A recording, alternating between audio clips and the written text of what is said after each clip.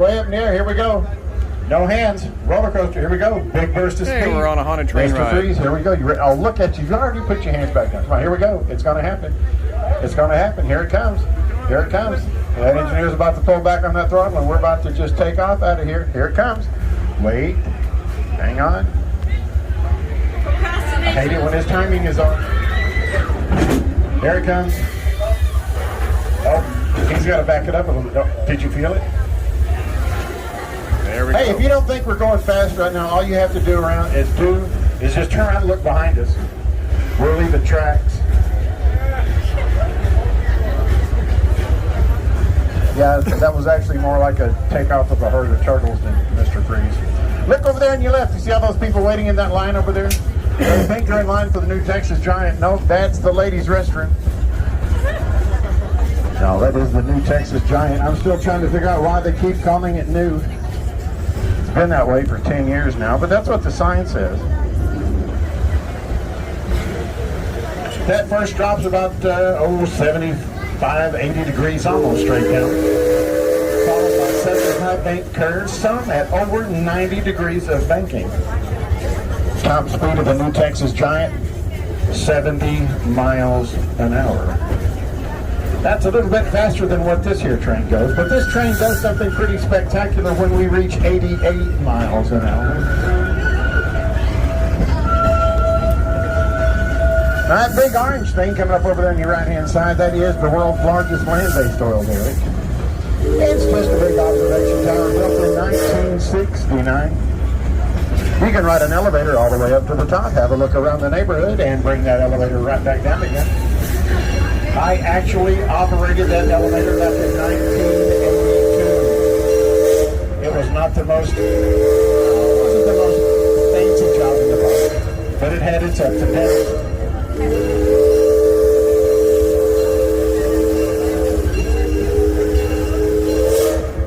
Over there on your left-hand side, you will see the most dangerous attraction at Six Flags.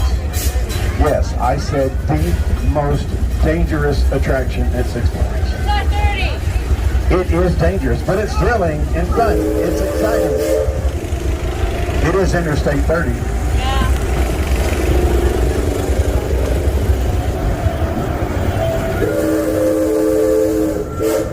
Now for the most incredible thing you've ever seen in your life, and I don't mean just here at Six Flags, I mean anywhere. Get ready, here it comes. Look to your right, there it is, the big brown wall.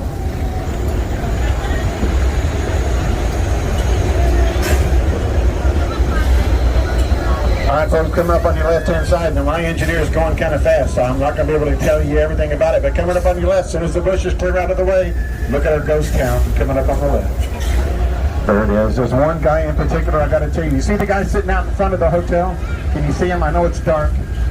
He's sitting right there, got his hand up waving it. That's not a fake skeleton. That actually used to be one of our maintenance guys. But you have to understand, he's a real big Dallas Cowboys fan, and he's been sitting there since 1998 waiting for them to get back to the Super Bowl. Nice scenery here. Now then, on both sides of the train, above you and below you, you can see the tracks up, the Runaway Mine Train. Built in 1966. It is the world's first mine-themed roller coaster. It's also the world's first roller coaster to go completely underwater. But back in 67, 8, and 9, this was the biggest and baddest roller coaster we had at the park. Too big and too bad for some of our little guests and for some of our great big chickens. So in 1969, we opened up the little mini mine train ride just for you. And once again, I ask that you please keep your hands inside the train, please. All right, folks, we are now pulling into the Boomtown Depot. You don't have to get off if you don't want to. You can stay on if you wish. But you can't do both, and you can't do neither either, so you better be making up your mind real quick. But the one thing that I ask that you do is please remain seated and wait until I tell you it is safe to get up and get off the train. But don't anyone try to get off the train just yet. If you'll notice, we're still flying at a tremendously high rate of speed. And please don't try to get out while we're still moving, because if you do, you're going to fall down on the dock and get hurt, and then I have to do paperwork. Everybody, please remain seated. Hold it. We're still flying down the track. I don't want to see anybody getting off this train just yet. Wait a minute. Keep your seat. No need to get up because wherever you're trying to get to, it'll still be there 15 seconds later. Hold on 1 second longer. Hold it. He's got to get to the stopping point. He's almost there. He's almost ready to go. Here we go. Got to wait for the whistle. Hold on. Wait 1 more second longer. Hold it. Wait. Hold it. Just here. Wait a minute. Hold it. Wait a minute. Hold it. Wait a minute. Wait a minute. Hold it. Wait. Get off. You'll find. We're going to take off with a mighty jerk. Speaking of mighty jerks, y'all make sure you say goodbye to me and Kent when you get off the train. Alrighty, heading on to the train ride, second half. Hey, did you know that we had some wild animals along the tracks for you guys to look at? Lots of them, and I'm going to point them out to you. Some of these can only be found in Six Flags over Texas. Nowhere else will you find these animals. So hang on a second. As we go through the crossing, look on both sides of the train, and you'll see the wild animals. Now these animals walk on their hind legs and they usually travel around in small packs. Their diet consists mainly of funnel cakes and turkey legs. Be very careful around the little ones. They will latch on to you and bring to dry for 13 to 37 and a half years.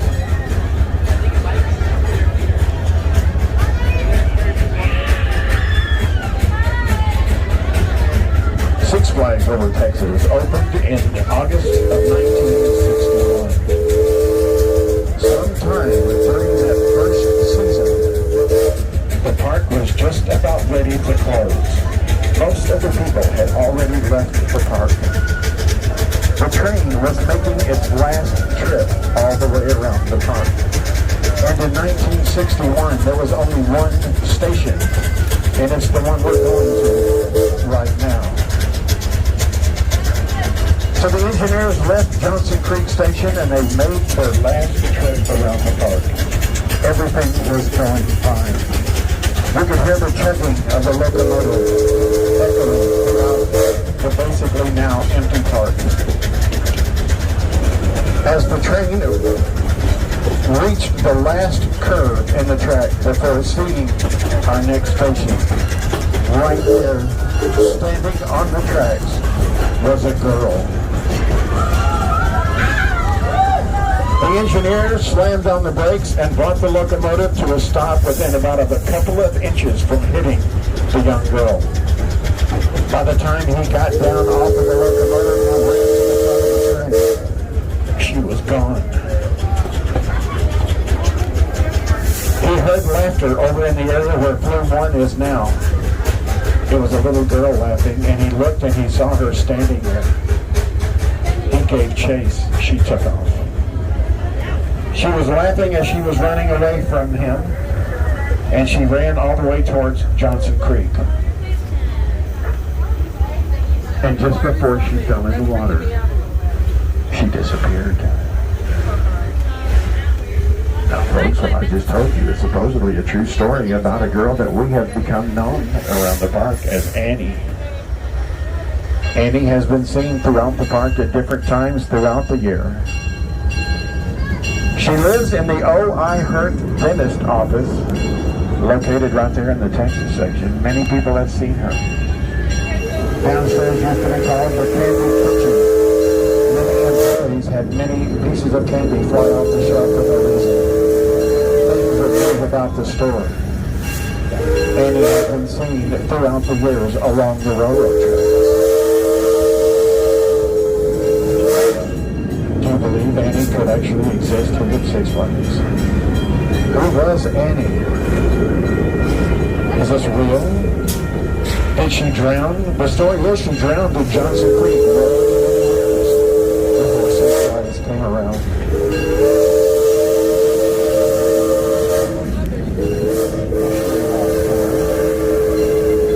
She's stuck here to relive that moment where she fell into Johnson Creek over and over. It's right about here is where they first saw Annie for the very first time.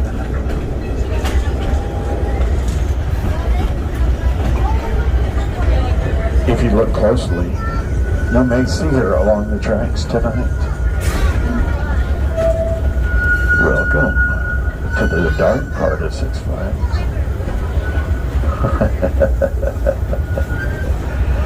I do hope you've enjoyed enjoyed your trip around the park?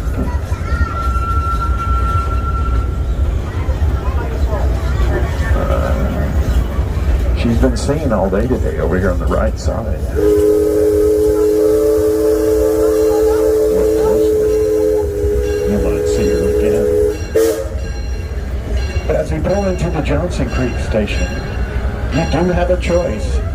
You can get up and get off if you wish, or you can, there she is. You can get up and get off if you wish, or you can stay right where you are and go back over to Boomtown. But you can't do both, and you can't do neither either. So you better be making up your mind real quick. But nobody get up and get off this train. Everybody remain seated until I tell you that it is safe to get off. Now this stop is going to take just a little bit longer than normal, because that is an authentic steam locomotive up there. And we have to pull up and get some water in the tender. Without water, we cannot have steam. This is basically the world's largest parallel parking job.